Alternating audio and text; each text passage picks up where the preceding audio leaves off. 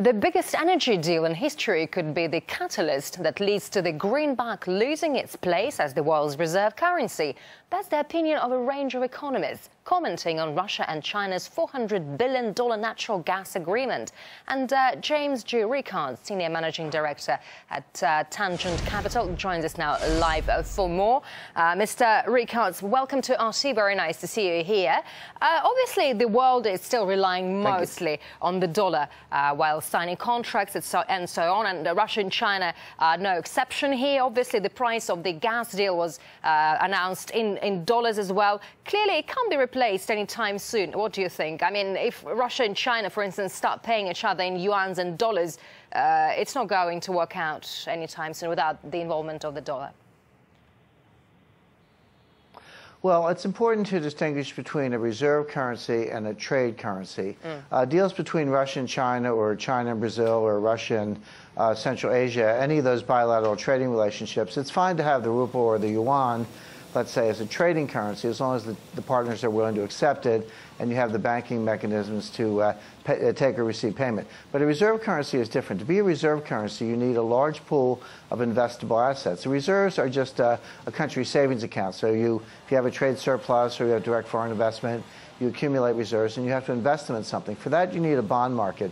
And neither Russia nor China has a big enough bond market to serve as a reserve currency. There are very few Chinese bonds and not that many Russian government bonds. Russia actually has very little debt, for example. So they're not ready to be a reserve currency anytime soon. But there is something out there that could replace the dollar. It's not the Russian ruble or the Chinese yuan. It's the IMF's special drawing right, or the SDR. So I think the next time we have a liquidity crisis in the world, it's going to be bigger than the ability of central banks to deal with it. The IMF will have to basically bail out the world by printing SDRs. At that point, you may see the SDR, the special drawing right, emerge as a new global reserve currency. OK. What international factors pressure the dollar down? Well, there are three big ones right now. I would say Russia, China, and Saudi Arabia. You know, since the 1970s, Saudi Arabia has been the leader in what's called the petrodollar. And it basically means that Saudi Arabia, and by extension OPEC, price oil in dollars. So the world market in oil is in dollars.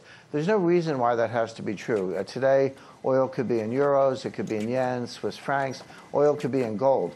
But Saudi Arabia has always supported the idea that oil would be in dollars. Now, even if you don't want dollars, everyone needs oil, and if you need dollars to pay for the oil, then you have to have dollars. And that's an important prop under the dollar. Russia, of course, is a major natural resource exporter, and they have priced their exports in dollars as well. But Russia is now engaged in financial war with the United States around the issues in Crimea and Ukraine. And over to China, China has $3 trillion in dollars, but they're buying gold as fast as they can. China worries that the U.S. is going to devalue the dollar through inflation, and so they want to have a hedge. If the dollar goes down, the gold will go up. So, you know, China getting gold, Saudi Arabia backing away from the dollar, the U.S. and Russia confronting each other. Three of the legs of the stool, Russia, China, and Saudi Arabia, are all being pulled out from under the dollar. So this is very bad news for the dollar. Obviously, the U.S. Foreign debt is tremendous, and it keeps growing. Yeah, we don't see companies and states turning their back on the American economy and the dollar in particular. Why is that? Well, of course, as you mentioned at the top, in the short run, there is nowhere else to go. That is true. But these things, you know, start out slowly, and then they can, you know, just like an avalanche or any other collapse, they can gain momentum, and confidence can be lost very quickly. Now, the problem is, you're exactly right. The United States has $17 trillion of debt. That's government debt. That's not counting all the unfunded liabilities for our Social Security and retirement, Medicare, Medicaid, student loans, Fannie Mae, Freddie Mac, all the guarantees. I mean, that amount is actually in the hundreds of trillions of dollars. There's no way, there's no combination of growth and taxes in the United States that can pay that debt. The only way you can pay it off is with inflation.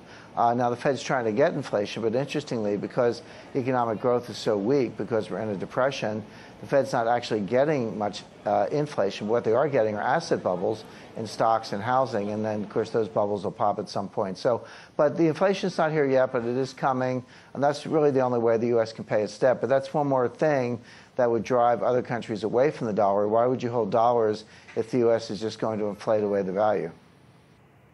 Mr. Ricard, thank you very much indeed for speaking to us. We appreciate it.